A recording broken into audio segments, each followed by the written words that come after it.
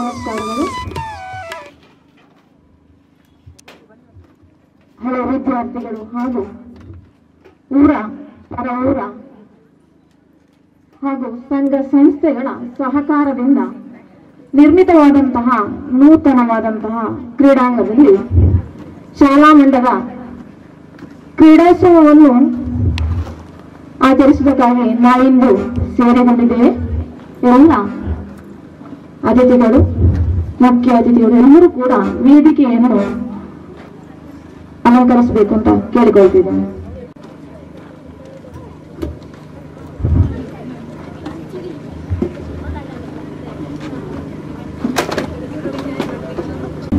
ನಾವು ಪ್ರಾರ್ಥನೆಯ ಮೂಲಕ ಪ್ರಾರಂಭಿಸ್ತಾ ಇದ್ದೇವೆ. ಈಗ ಪ್ರಾರ್ಥನೆ ನಮ್ಮ ಶಾಲಾ ವಿದ್ಯಾರ್ಥಿಗಳು. ಗುರುವೇ ನಮಸ್ತೆ ಪ್ರಭುವೇ, ವಿದ್ಯಾವಾರಿಧಿಯೇ, ಬುದ್ಧಿಪ್ರದಾಯಕನೇ, ಕರುಣಿಸುವರಗಳನ್ನು ನಿನ್ನ ದರ್ಶನ ಭಾಗ್ಯವನ್ನು, ಕರುಣಿಸುವರಗಳನ್ನು ನಿನ್ನ ದರ್ಶನ ಭಾಗ್ಯವನ್ನು. ಪ್ರಭುವೇ ನಮಸ್ತೆ ಪ್ರಭುವೇ. ತಾರೀಕು ನಮ್ಮ ಶಾಲೆಯ ರಕ್ಷಕ ಶಿಕ್ಷಕ ಸಂಘದ ಅಧ್ಯಕ್ಷರಾದ ಶ್ರೀ ಜಗದೀಶ ಆಚಾರ್ಯ ಇವರಿಗೆ ನಮ್ಮ ಶಾಲಾ ಪರವಾಗಿ ಸ್ವಾಗತವನ್ನು ಬಯಸುತ್ತೇನೆ.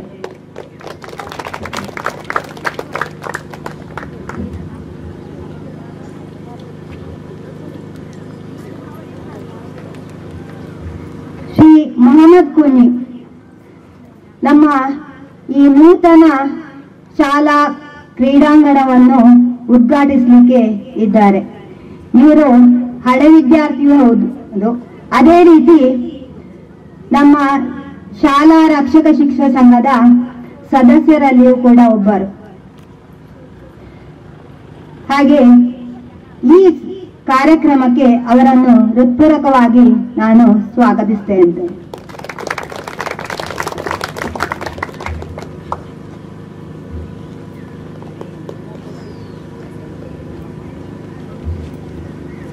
ಈ ಕ್ರೀಡೋತ್ಸವದ ಧ್ವಜಾರೋಹಣವನ್ನು ಮಾಡಿದಂತಹ, ಮೊನ್ನೆ ತಾನೇ ನಿವೃತ್ತಿಗೊಂಡಂತಹ ನಮ್ಮ ಶಾಲಾ ಮುಖ್ಯೋಪಾಧ್ಯಾಯರಾಗಿ ಇದ್ದಂತಹ ಶ್ರೀಮತಿ ಗಾಯತ್ರಿ ಟೀಚರ್, ಇವರು ಈ ಶಾಲಾ ಆಟದ ಮೈದಾನ ಆಗಬೇಕಾದ್ರೆ ನೇತೃತ್ವವನ್ನು ವಹಿಸಿದವರು. ಈ ಸಂದರ್ಭದಲ್ಲಿ ಅವರನ್ನು ನಾನು ಮ್ಯಾನೇಜ್ಮೆಂಟ್ ಹಾಗೂ ಶಾಲಾ ಪರವಾಗಿ ಸ್ವಾಗತಿಸಲಿಕ್ಕೆ ಇಚ್ಛಿಸ್ತಾ ಇದ್ದೇನೆ.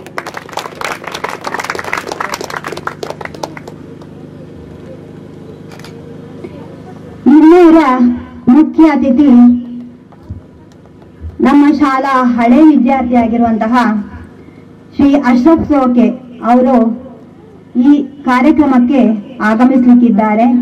ಅವರನ್ನು ಈ ಸಂದರ್ಭದಲ್ಲಿ ನಾನು ಸ್ವಾಗತಿಸಲಿಕ್ಕೆ ಆಶಿಸ್ತೇನೆ. ಶ್ರೀ ಸಂತೋಷ್ ಕುಮಾರ್ ಎಂ ಇವರು ಮಂಜೇಶ್ವರ ಉಪಜಿಲ್ಲಾ ಕ್ರೀಡಾ ಕಾರ್ಯದರ್ಶಿಯಾಗಿರ್ತಾರೆ. ಇವರನ್ನು ಈ ಕ್ರೀಡೋತ್ಸವಕ್ಕೆ ಬರಲಿಕ್ಕೆ ಆಹ್ವಾನಿಸಿದಾಗ ಅವರು ತುಂಬ ಮನಸ್ಸಿನಿಂದ ಬರಲಿಕ್ಕೆ ಒಪ್ಪಿಕೊಂಡಿದ್ದಾರೆ. ಅವರನ್ನು ಈ ಸಂದರ್ಭದಲ್ಲಿ ನಾನು ಶಾಲಾ ಪರವಾಗಿ ಸ್ವಾಗತಿಸಲಿಕ್ಕೆ ಇಷ್ಟಪಡ್ತಾ ಇದ್ದೇನೆ.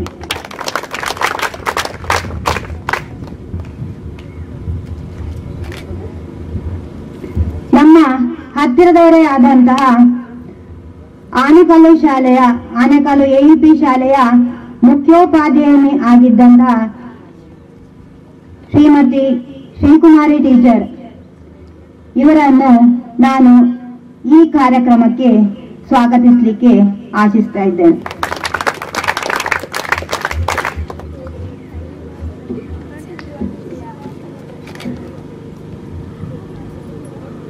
ಇನ್ನು ಎಲ್ಲಾ ರೀತಿಯ ಸಹಕಾರವನ್ನು ನೀಡ್ತಾ ಇರುವಂತಹ ನಮ್ಮ ಶಾಲೆಯ MPTA ಅಧ್ಯಕ್ಷೆ ಆಗಿರುವಂತಹ ಶ್ರೀಮತಿ ಸುಭಾಷಿಣಿ ಗೋಪಾಯ್ನ ಇವರು ಕೂಡ ನಮ್ಮ ಆಹ್ವಾನದಿಂದ ಇಲ್ಲಿಗೆ ಆಗಮಿಸಿದ್ದಾರೆ.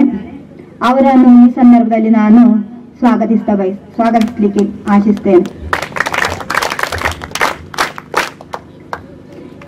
ನಮ್ಮ ಶಾಲೆಯ ನಿವೃತ್ತ ಕ್ರೀಡಾ ಸ್ಪರ್ಧೆಗಳಲ್ಲಿ ನಮಗೆ ಸಹಕಾರವನ್ನು ನೀಡ್ತಾ ಇದ್ದವರು. ಯಾವುದೇ ಸ್ಪೋರ್ಟ್ಸ್ ಆಗಿರಬಹುದು, ಎಲ್ಲಾ ಸಂದರ್ಭದಲ್ಲಿಯೂ ನಮಗೆ ಸ್ವಾಗತಿಸಲಿಕ್ಕೆ ಆಶಿಸ್ತೇನೆ. ಹೇಳಲಿಕ್ಕೆ ಇಷ್ಟಪಡ್ತೇನೆ.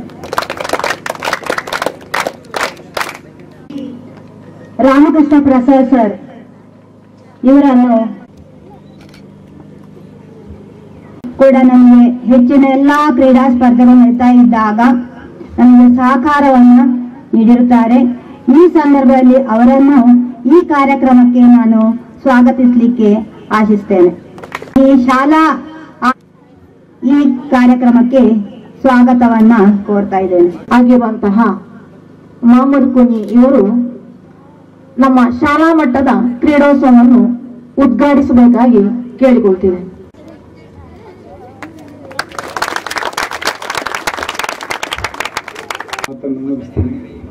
ಮಕ್ಕಳು ಕ್ರೀಡೆಗೆ ಪ್ರೋತ್ಸಾಹ ನೀಡಬೇಕು, ಮೊಬೈಲ್ ಎಡಿಟ್ ಆಗಬಾರದೆಂದು ನನ್ನ ಒಂದು ಕಿವಿಮಾತು. ಕ್ರೀಡೆಯನ್ನು ಪ್ರೋತ್ಸಾಹ ಮಾಡಬೇಕು. ಈಗ ಮೊದಲಿನಾಗಲ್ಲ, ನಾವಿರುವ ಕಾಲದಲ್ಲಿ ಏನು ಇರಲಿಲ್ಲ. ಈಗ ಎಲ್ಲ ಸೌಕರ್ಯ, ಎಲ್ಲ ಸೌಲಭ್ಯಗಳಿದೆ. ಇದನ್ನು ಮಕ್ಕಳು ಆದಷ್ಟು ಯೂಸ್ ಮಾಡಬೇಕು. ಕ್ರೀಡೆ ಒಂದು ಮನೋರಂಜನೆ ಮಾತ್ರ ಅಲ್ಲ, ಆಗಿದೆ, ಒಂದು ಕಲೆಯಾಗಿದೆ. ಇದನ್ನು ಮಕ್ಕಳು ಚೆನ್ನಾಗಿ ಬಳಸಬೇಕೆಂದು ಈ ಮೂಲಕ ಕೇಳಿಕೊಳ್ಳುತ್ತೇನೆ. ನಮ್ಮ ಈಗಲೇ ಮೊನ್ನೆ ನಿವೃತ್ತಿ ಹೊಂದಿರುವಂತಹ ಶ್ರೀಮತಿ ಗಾಯತ್ರಿ ಟೀಚರ್ ಇವರು 2023ಕ್ಕೆ ಆಗುವಾಗ ಅಂದ್ರೆ ಸುಮಾರು ಒಂದು ವರ್ಷ,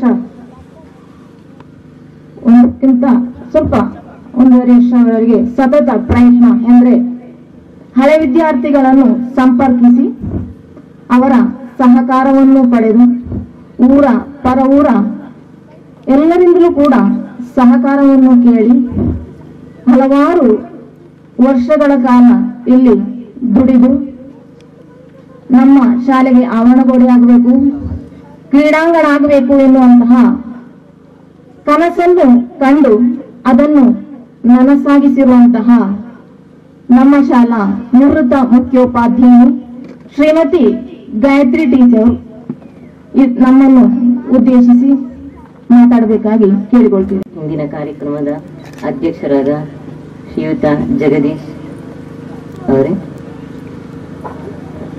ದೈಹಿಕ ಶಿಕ್ಷಕ ಹಾಗೂ ಅದರ ಸೆಕ್ರೆಟರಿ, ನಮ್ಮ ಕಾಸರಗೋಡು ಜಿಲ್ಲೆಯ ಸೆಕ್ರೆಟರಿ ಆಗಿರುವ ಸಂತೋಷ್ ಕುಮಾರ್ ಮಾಸ್ಟರ್, ಇನ್ನೊಬ್ಬ ಹಳೆ ವಿದ್ಯಾರ್ಥಿ, ಉತ್ತಮ ವಾಲಿಬಾಲ್ ಪಟು, ಅವರ ಮಕ್ಕಳು ಕೂಡ ಇಬ್ಬರು ಜಿಲ್ಲಾ ಮಟ್ಟದ ತನಕ ಸಾಧನೆ ಮಾಡಿದವರು. ಇನ್ನೊಬ್ಳು ಇನ್ನು ಮುಂದಿನ ವರ್ಷ ರಾಜ್ಯ ಮಟ್ಟದ ತನಕವೂ ಹೋಗುವಂತಹ ಪ್ರತಿಭೆ ಇರುವವರು. ಅಂತಹ ಹೆಮ್ಮೆಯ ಮಕ್ಕಳು.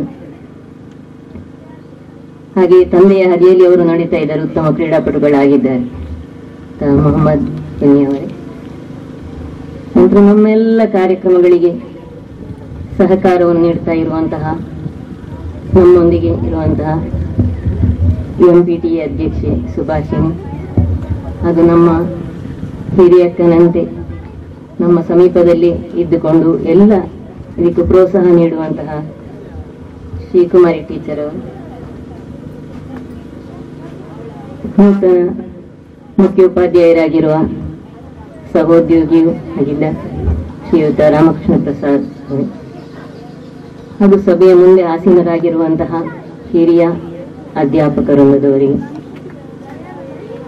ಹಿರಿಯ ವಿದ್ಯಾರ್ಥಿ ಬಂಧುಗಳೇ, ಸಹೋದ್ಯೋಗಿ ಬಂಧುಗಳೇ, ಪ್ರೀತಿಯ ವಿದ್ಯಾರ್ಥಿನಿಯರೇ, ಎಲ್ಲರಿಗೂ ವಂದನೆಗಳು. ಇವತ್ತು ಕನಸೊಂದು ನನಸಾಗಿದೆ ಅಂತ ಹೇಳುವಾಗಲಿ, ಅನೇಕ ವರ್ಷಗಳ ನಮ್ಮ ಕನಸು ಒಂದು ಉತ್ತಮ ಕ್ರೀಡಾಂಗಣ ಬೇಕು ಅಂತ. ಯಾವಾಗಲೂ ಶಾಲಾ ಮಟ್ಟದ ಸ್ಪೋರ್ಟ್ಸ್ ಆಗುವಾಗ ನಾವು ಅಲ್ಲಿಗೆ ಇಲ್ಲಿಗೆ ಕೊಮ್ಮಂಗಳಕ್ಕೆ, ಕೆಳಗಿನ ಶಾಲೆಯ ಗ್ರೌಂಡಿಗೆ ಎಲ್ಲ ಹೋಗುವಂತಹ ಪರಿಸ್ಥಿತಿ ಬರುವಾಗ ಪ್ರತಿ ವರ್ಷವೂ ಯೋಚಿಸ್ತಾ ಇದ್ದೇವೆ, ನಮಗೂ ಒಂದು ಉತ್ತಮ ಗ್ರೌಂಡ್ ಇದ್ರೆ ನಮ್ಮ ಮಕ್ಕಳು ಇನ್ನೂ ಉತ್ತಮ ಸಾಧನೆ ಮಾಡುವಂತೆ ಸಾಧ್ಯ ಆಗ್ತಿತ್ತು ಅಂತ. ಆದ್ರೆ ಅದು ಹೇಗೆ ಸಾಧ್ಯ ಅಂತ ತುಂಬಾ ಕಷ್ಟದ ಕೆಲಸ ಆಗಿತ್ತು. ಈ ಜಾಗದಲ್ಲೆಲ್ಲ ಅಂತ ಮೊರ ಕಲ್ಲಿತ್ತು. ಒಂದು ಸಲ ಸುಮಾರು ವರ್ಷಗಳ ಹಿಂದೆ ಪ್ರಯತ್ನ ಮಾಡಿದ್ರು ಅದನ್ನೆಲ್ಲ ತೆಗೆಸಿ ಇಲ್ಲಿ ಒಂದು ಗ್ರೌಂಡ್ ಆಗ್ಬೇಕು ಅಂತ. ಆದ್ರೂ ಆ ಕಲ್ಲನ್ನು ತೆಗೆದು ಲೆವೆಲ್ ಮಾಡ್ಲಿಕ್ಕೆ ಸಾಧ್ಯ ಆಗದೆ ಅರ್ಧದಲ್ಲಿ ಕೈ ಬಿಟ್ಟೆವು. ಅಂತಹ ಒಂದು ಕನಸನ್ನು ಹಳೆ ವಿದ್ಯಾರ್ಥಿಗಳು ನನಸಾಗಿಸಿದ್ದಾರೆ ಅನ್ನುವುದು ಒಂದು ಹೆಮ್ಮೆಯ ವಿಷಯ. ಹಳೆ ಬೇರು ಹೊಸ ಚಿಗುರು ಸೇರಿರಲು ಮರ ಸೊಬಗು ಅನ್ನುವಂತೆ ಹಳೆ ವಿದ್ಯಾರ್ಥಿಗಳು, ಹಿರಿಯ ನಿವೃತ್ತಿ ಹೊಂದಿದ ಅಧ್ಯಾಪಕರುಗಳು ಸೇರಿಕೊಂಡು ಈ ಹೊಸ ಚಿಗುರುಗಳನ್ನು ಬೆಳೆಸುವಂತಹ ಕೆಲಸ ಶಾಲೆಯಲ್ಲಿ ಇರುವಂತಹ ಮುಖ್ಯೋಪಾಧ್ಯಾಯರು, ಅಧ್ಯಾಪಕರಿಂದ ಹಾಗೂ ಈ ಹೊಸ ಮಕ್ಕಳನ್ನು ಪ್ರತಿ ವರ್ಷವೂ ಕೂಡ ಕ್ರೀಡೆಯಲ್ಲಿ ಮುಂದೆ ಬರುವಂತೆ ಮಾಡುವಂತಹ ಕೆಲಸ ಮುಂದೆಯೂ ಚೆನ್ನಾಗಿ ಆಗ್ತಾ ಇರಬೇಕು. ನಮ್ಮ ಪ್ರತಿಭೆಗಳು ರಾಜ್ಯ ಮಟ್ಟದಲ್ಲಿ ಮಿಂಚುವಂತಾಗಬೇಕು. ಯಾವುದೇ ಸೌಲಭ್ಯ ಇಲ್ಲದೆ ಇದ್ರೂ ಪ್ರತಿ ವರ್ಷವೂ ಒಂದೆರಡು ಐಟಮ್ಗಳು ರಾಜ್ಯ ಮಟ್ಟಕ್ಕೆ ಹೋಗ್ತಾ ಇದೆ ಅನ್ನುವಂತಹದ್ದು ಹೆಮ್ಮೆಯ ವಿಷಯ ನಮಗೆ. ಈ ವರ್ಷ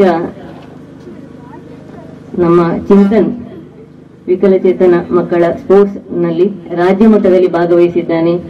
ಅಲ್ಲಿ ನಮ್ಮ ಶಿಕ್ಷಣ ಸಚಿವರೊಂದಿಗೆ ಮಾತನಾಡುವಂತಹ ಒಂದು ಉತ್ತಮ ಅವಕಾಶ ಅವನಿಗೆ ಲಭಿಸಿದೆ ಅನ್ನೋದು ನಮಗೆ ಹೆಮ್ಮೆಯ ಸಂಗತಿ. ಅನೇಕ ಮಂದಿ ಆ ವಿಡಿಯೋವನ್ನು ನೋಡಬಹುದು. ಹಾಗೆ ಪ್ರತಿ ವರ್ಷವೂ ಕೂಡ ಯಾವುದಾದ್ರೂ ಒಂದು ವಿಷಯ, 1-2 ಐಟಮ್ಗಳಲ್ಲಿ ನಮಗೆ ರಾಜ್ಯ ಮಟ್ಟಕ್ಕೆ ಹೋಗುವಂತಹ ಅವಕಾಶ ಸಿಗ್ತದೆ. ಇನ್ನು ಮುಂದಿನ ವರ್ಷಗಳಲ್ಲಿ ಇದು ಇನ್ನಷ್ಟು ಹೆಚ್ಚು ಸಿಗುವಂತಾಗಬೇಕು. ಅಂದ್ರೆ ಈಗೆಲ್ಲ ಬಸ್ಸಿನಲ್ಲಿ ವಾಹನಗಳಲ್ಲಿ ಬರ್ತಾ ಇರುವಾಗ ಸ್ಟೆಮಿನಾ ಮೊದಲಿನಷ್ಟಿಲ್ಲ ಮಕ್ಕಳಿಗೆ. ಆದ್ರೂ ಇಲ್ಲಿ ಬಂದು ಪ್ರಾಕ್ಟೀಸ್ ಮಾಡಿ ಆ ಸಾಮರ್ಥ್ಯವನ್ನು ಗಳಿಸಿಕೊಂಡು ಟ್ರ್ಯಾಕ್ ಇವೆಂಟ್ಗಳಲ್ಲಿಯೂ ಕೂಡ ಉತ್ತಮವಾಗಿ ಭಾಗವಹಿಸುವ ಅವಕಾಶ, ಬಹುಮಾನ ಪಡೆಯುವಂತಹ ಅವಕಾಶ ನಮ್ಮ ಮಕ್ಕಳಿಗೆ ಲಭಿಸಲಿ. ಈ ಒಂದು ಕ್ರೀಡಾಂಗಣ ಉದ್ಘಾಟನೆಯ ಮೂಲಕ ಮಕ್ಕಳಲ್ಲಿ ಕ್ರೀಡೆಯ ಹುಮ್ಮಸ್ಸು ಹೆಚ್ಚಾಗಲಿ, ಹೆಚ್ಚು ಮಂದಿ ಈ ಶಾಲೆಗೆ ಬರುವಂತಾಗ್ಲಿ. ಮಕ್ಕಳ ಮೊದಲ ಕನಸೇ ಪಾಠಕ್ಕಿಂತ ಹೆಚ್ಚು ಆಟ. ಯಾವ ಪಿರಿಯಡ್ ಇಷ್ಟ ಅಂತ ಕೇಳಿದ್ರೆ ಆಟದ ಪಿರಿಯಡೇ ಇಷ್ಟ ಅಂತ ಹೇಳುವವರು ಮಕ್ಕಳು. 7 ಪಿರಿಯಡ್ ಕೂಡ ಆಟ ಕೊಟ್ರೆ ಅದು ಆಗಬಹುದು ಅನ್ನುವಂಥವ್ರು. ಪಾಠ ಚೆನ್ನಾಗಿ ತಲೆಗೆ ಹೋಗ್ಬೇಕಿದ್ರೆ ಚೆನ್ನಾಗಿ ಆಟವೂ ಆಡ್ಬೇಕು, ದೈಹಿಕ ವ್ಯಾಯಾಮವೂ ಅಗತ್ಯ.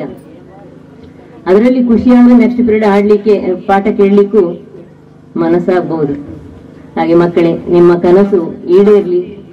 ಒಂದು PT ಪಿರಿಯಡ್ ಕೂಡ ಇನ್ನೊಂದು ಹೆಚ್ಚು ಸಿಗುವಂತಾಗ್ಲಿ. ಮುಂದಿನ ಶೈಕ್ಷಣಿಕ ವರ್ಷದಲ್ಲಿ ಒಂದೇ PT ಪಿರಿಯಡ್ ಅಂತ ಯಾವಾಗ್ಲೂ ಬೇಸರ ಮಾಡಿಕೊಂಡಿರ್ತಾರೆ.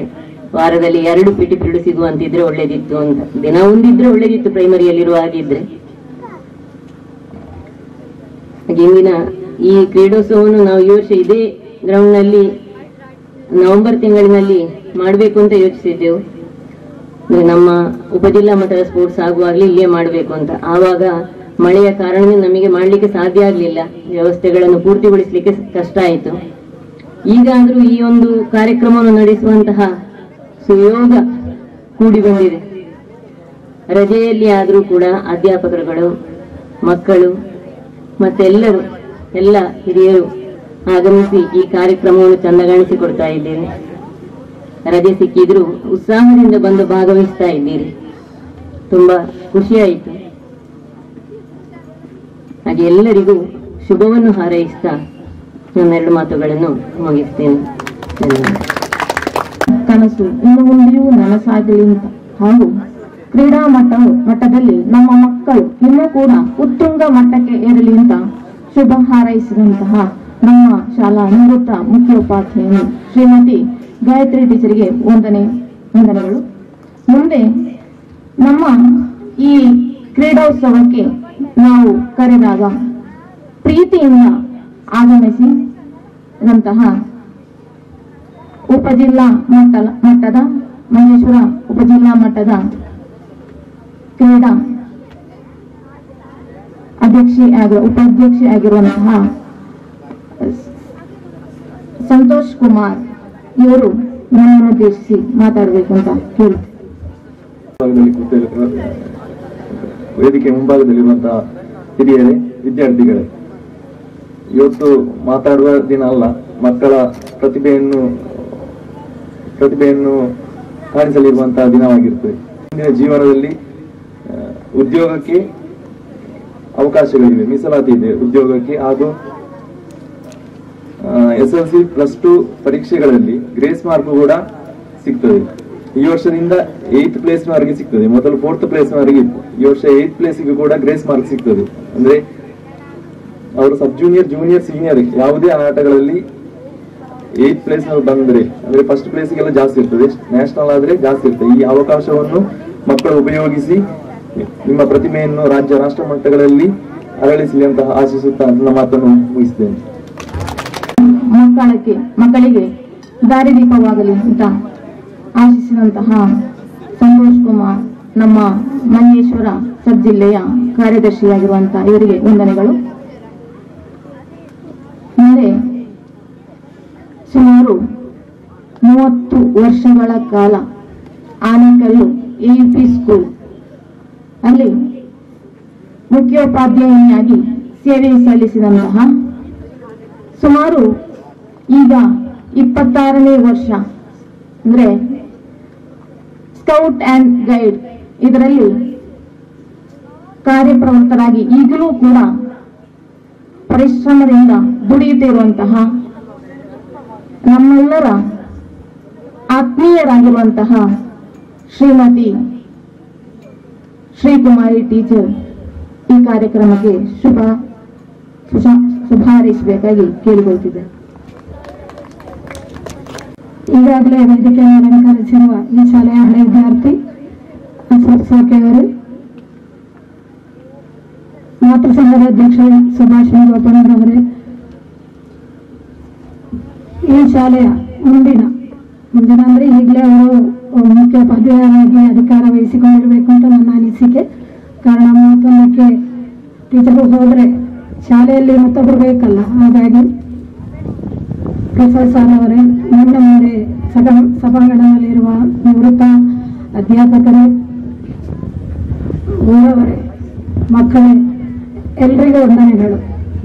ಈ ಕ್ರೀಡಾಂಗಣದ ಆರಂಭ ಕೊರೋನಾ ಸಮಯದಲ್ಲಿ ಆಯಿತು ಅಂತ ನಿರೂಪಕ್ಕೆ ಹೇಳಿದ ಹಾಗೆ, ಕೊರೋನಾದಿಂದ 19 ಕೊನೆಗೆ ಕೊರೋನಾ ಆರಂಭ ಆದ್ದು, 20, 21, 22, 23, 24, 25 ಇಷ್ಟು ವರ್ಷಗಳ ಕಾಲ ಸತತವಾಗಿ, ಅಂದ್ರೆ ಈ ಜಾಗ ಹೇಗಿತ್ತು ಅಂತ ಹೇಳಿದ್ರೆ ಕೊಡಪದವಿನವರಿಗೆ, ಇದರಲ್ಲಿ ಇದ್ದವರಿಗೆ ಮಾತ್ರ ಗೊತ್ತು ಈ ಸ್ಥಳ ಆ ಸ್ಥಳ ಹೇಗಿತ್ತು ಅಂತ ಹೇಳಿ. ಹೀಗೊಂದು ಇಳಿಜಾರು ಗುಡ್ಡವಾಗಿತ್ತು.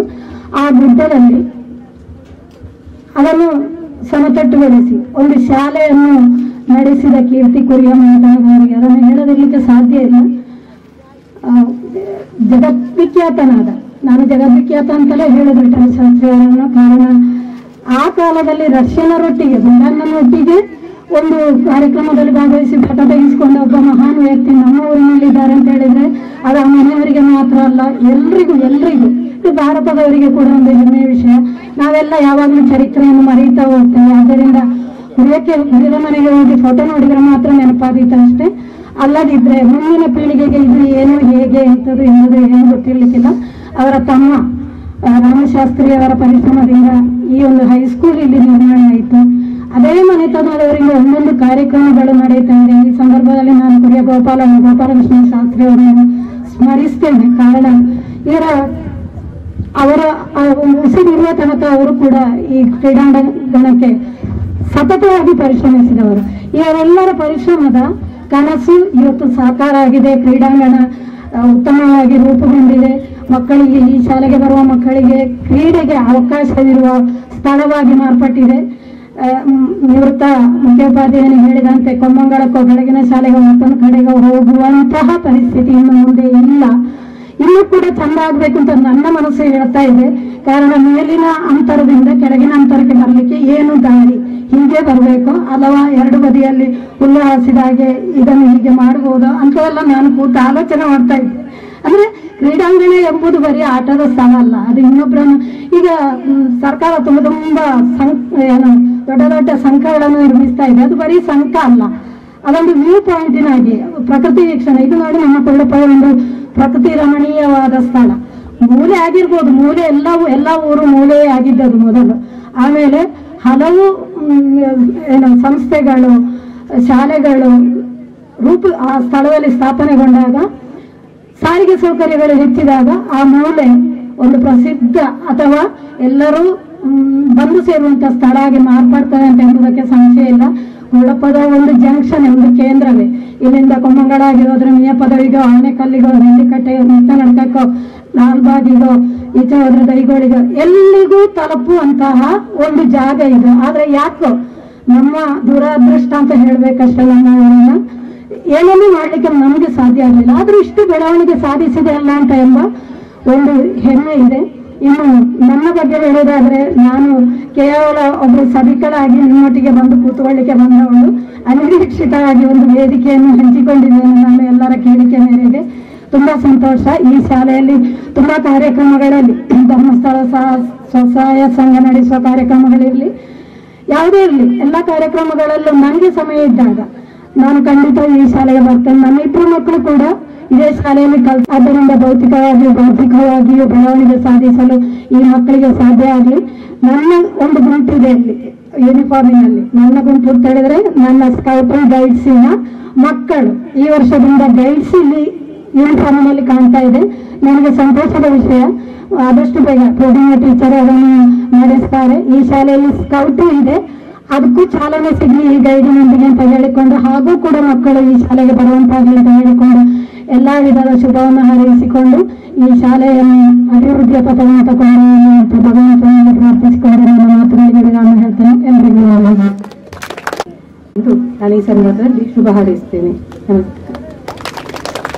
ಕಾರ್ಯಕ್ರಮವನ್ನು ಉದ್ಘಾಟಿಸಿದಂತಹ ಹಿರಿಯ ವಾಲಿಬಾಲ್ ಪಟು ಮೊಹಮ್ಮದ್ ಗುಂಜಿ ಪಡ್ಜೇಜಿಯವರೇ, ಹಾಗೆ ನನ್ನ ಗುರುಗಳಾದ ನಿವೃತ್ತ ಮುಖ್ಯೋಪಾಧ್ಯಾಯರಾದ ಶ್ರೀಕುಮಾರಿ ಟೀಚರ್ ಅವರೇ, ದೊಡ್ಡದಾದ ಒಂದು ದೊಡ್ಡ ಕ್ರೀಡಾಂಗಣವನ್ನು ಇಲ್ಲಿ ಒಂದು ನಿರ್ಮಿಸಲಾಗಿದೆ. ಹಲವಾರು ವರ್ಷಗಳಿಂದ ಈ ಒಂದು ಕಾರ್ಯ ನಡೆಯುತ್ತಾ ಇದೆ. ಈಗ ನಾಳಿದ್ದು 18ನೇ ತಾರೀಕಿನಂದು ಜರುಗುವಂತಹ ವಿಜಯಕೂಟ ಹಾಗೂ ಇಂತಹ ಸಮಾರಂಭದ ಈ ಒಂದು ಸಂದರ್ಭದಲ್ಲಿ ಈ ಒಂದು ಉದ್ಘಾಟನೆ ಮಾಡಿದ್ದು ಬಹಳಷ್ಟು ಸಂತೋಷದ ಸುದ್ದಿ. ಆವಾಗ ಇಲ್ಲಿ ಒಂದು ಅಧ್ಯಾಪಕಿ ವೃಂದದವರು, ಹೆಡ್ ಮಾಸ್ಟರು ಅಷ್ಟು ಈ ನಮ್ಮ ಸಬ್ ಜಿಲ್ಲೆಯಲ್ಲೇ, ಕಾಸರಗೋಡು ಜಿಲ್ಲೆಯಲ್ಲೇ ಅಂತ ಒಂದು ಬಲಿಷ್ಠ ತಂಡ ಇರಲಿಲ್ಲ. ಎಲ್ಲದಕ್ಕೂ ಪರ್ಫೆಕ್ಟ್ ಆದ ಯಾವ ಸಬ್ಜೆಕ್ಟ್ಗೆ ಅದಕ್ಕೆ ಹೊಂದಿಕೊಂಡಂತಹ ಅಧ್ಯಾಪಕಿಯರಿದ್ದರು. ನಮ್ಮ ಲೋಹಿತ್ ಮಾಸ್ಟರ್ ಅವರು ಜಿಯೋಗ್ರಫಿ, ಅವರ ಪಾಠ ಕೇಳುವಾಗ ನನಗೆ ಬಹಳಷ್ಟು ಅವರೊಂದು ಸೀರಿಯಸ್ ಆಗಿಯೂ ಕಾಮಿಡಿ ಆಗಿಯೂ ಅದನ್ನು ನಮಗೆ ನಮ್ಮ ತಲೆಯನ್ನು ತುಂಬಿಸುತ್ತಿದ್ದರು. ಅತಿ ಹೆಚ್ಚು ಇಲ್ಲಿ 95%, 97%, 98% ಹೀಗೆಲ್ಲ ಬರ್ತಾ ಇತ್ತು. ಆವಾಗ ಮಂಜೇಶ್ವರ ಸಬ್ ಜಿಲ್ಲೆಯಲ್ಲಿ ಅಲ್ಲ, ಕಾಸರಗೋಡು ಜಿಲ್ಲೆಯಲ್ಲೇ ನಮ್ಮ ಶಾಲೆ ಮುಂಪಕ್ತಿಯಲ್ಲಿತ್ತು. ಈಗ ಆವಾಗ ನಮ್ಮ ಶಾಲೆಯಲ್ಲಿ 60 ಮಕ್ಕಳಿದ್ರೆ ಫೈಲ್ ಆಗುವುದು 1-2. ಪೈವಳಿಕೆ ನಗರ ಶಾಲೆಯಲ್ಲಿ 60 ಮಂದಿ ಇದ್ರೆ ಫೈಲ್ ಆಗುವುದು 40 ಮಂದಿ.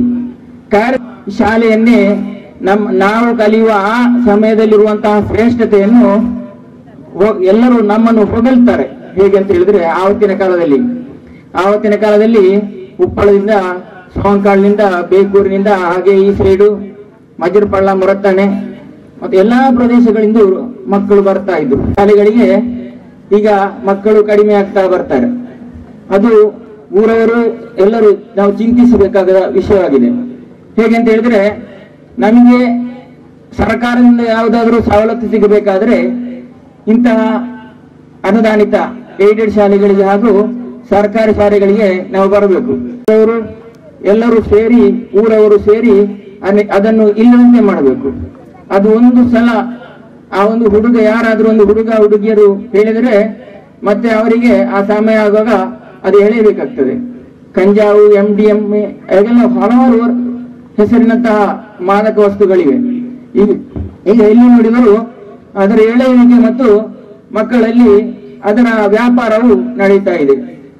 ದಿವಸ ನಾವು ಪತ್ರ ಓದುವಾಗ 4 ಪೇಜಿನಲ್ಲಿ 3 ಪೇಜು ಅದೇ MDM ಮುಖಾಂತರ ಇವನನ್ನು ಸೆರೆ ಹಿಡಿಯಲಾಗಿದೆ, 100 ಗ್ರಾಮ್ ಇದೆ, 50 ಗ್ರಾಮ್ ಇದೆ, 20 ಗ್ರಾಮ್ ಇದೆ.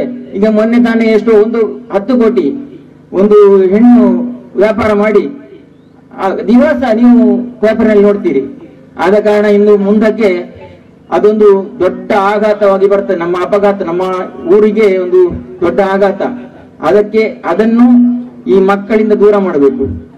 ಆದ ಕಾರಣ ನಾವು ಮೇನ್ ಆಗಿ ಹೆತ್ತವರು ಈ ಮಕ್ಕಳ ಮನೆಯಿಂದ ಹೊರಡುವಾಗ ಚಲನವಲನ ನೋಡಬೇಕು. ಹಾಗೆಯೇ ಅಧ್ಯಾಪಕರು ಅಧ್ಯಾಪಕ ವೃಂದದವರು ಅವರ ಇಲ್ಲಿಗೆ ಬರುವಂತಹ ಮಕ್ಕಳ ಚಲನವಲನವನ್ನು ಅವರನ್ನು ನೋಡ್ಬೇಕು. ಹೇಳಿದ್ರೆ ಅವರು ತಪ್ಪು ದಾರಿಯಲ್ಲಿ ಹೋಗುದಿಲ್ಲ ಹೇಗೆ ಅಂತ ಹೇಳಿ. ಆದ ಕಾರಣ ತಪ್ಪು ದಾರಿಯಲ್ಲಿ ಹೋಗುದಿದ್ರೆ ಹೆತ್ತವರನ್ನು ಕರೆದು ಅವರಿಗೆ ಮಾಹಿತಿಯನ್ನು ತಿಳಿಸಿ ನಾವು ಎಲ್ಲ ಸೇರಿ ಅವನನ್ನು ಆ ಮಾದಕ ವಸ್ತು ಸೇವಿಸುವುದರಿಂದ ಅವನನ್ನು ಹಿಂಬಡಿಯಂತೆ ಮನವಿ ಮಾಡಬೇಕು. ಹಾಗೆ ಶ್ರಮಗಳನ್ನು ನಾವು ಊರವರು, ಅಧ್ಯಾಪಕ ವೃಂದದವರು, ವ್ಯವಸ್ಥಾಪಕರು, PTA MPTA ಅವರು ಅವಕಾಶ ಮಾಡಿಕೊಟ್ಟಂತಹ ಸಂಘಟಕರಿಗೆ ಅಭಿನಂದನೆಗಳು ಸಲ್ಲಿಸುತ್ತಾ, ಇಲ್ಲಿ ನೆರೆದಂತಹ ಎಲ್ಲರಿಗೂ ಅಭಿನಂದನೆಗಳು ಸಲ್ಲಿಸುತ್ತಾ, ನನ್ನ ಅತಿಥಿಯಾಗಿರುವಂತಹ ಅಶ್ರಫ್ ಸೋಕೆ ಇವರನ್ನು ವಂದಿಸ್ತಾ ಇದ್ದೇನೆ.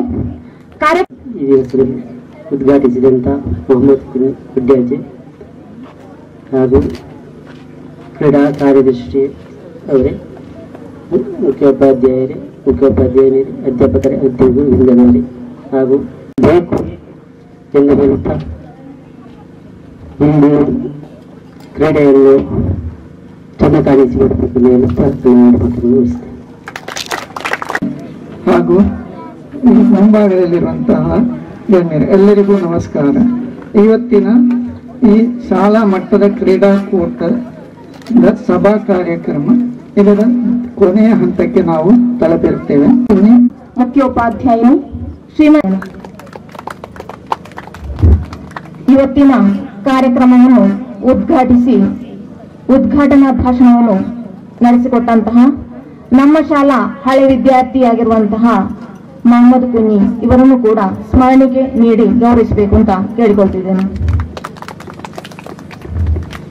ನಮ್ಮ ಆತ್ಮೀಯರಾಗಿರುವಂತಹ, ನಮಗೆಲ್ಲರಿಗೂ ಯಾವಾಗಲೂ ಬೆನ್ನೆಲುಬಾಗಿ ದುಡಿಯುತ್ತಾ ಇರುವಂತಹ ನಿವೃತ್ತ ಮುಖ್ಯೋಪಾಧ್ಯಾಯರಾಗಿರುವಂತಹ ಶ್ರೀಮತಿ ಶ್ರೀಕುಮಾರಿ ಟೀಚರ್ ಅನ್ನು ಕೂಡ ಸ್ಮರಣಿಕೆ ನೀಡಿ ಗೌರವಿಸಬೇಕು ಅಂತ ಕೇಳಿಕೊಳ್ತಿದ್ದೇನೆ.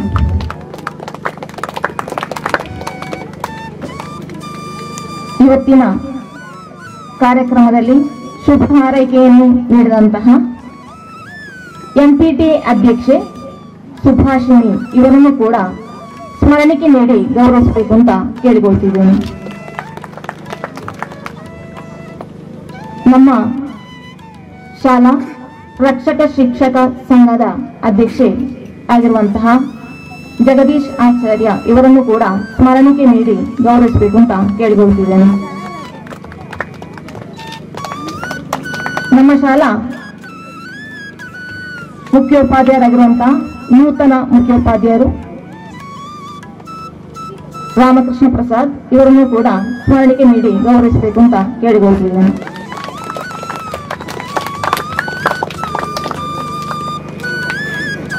ಕಾರ್ಯಕ್ರಮ ಇಲ್ಲಿಗೆ ಮುಕ್ತಾಯವಾಗಿರುತ್ತದೆ. ಅಧ್ಯಕ್ಷರ ಅನುಮತಿಯ ಮೇರೆಗೆ ಕಾರ್ಯಕ್ರಮವನ್ನು ಪೂರ್ಣವಿರಾಮ.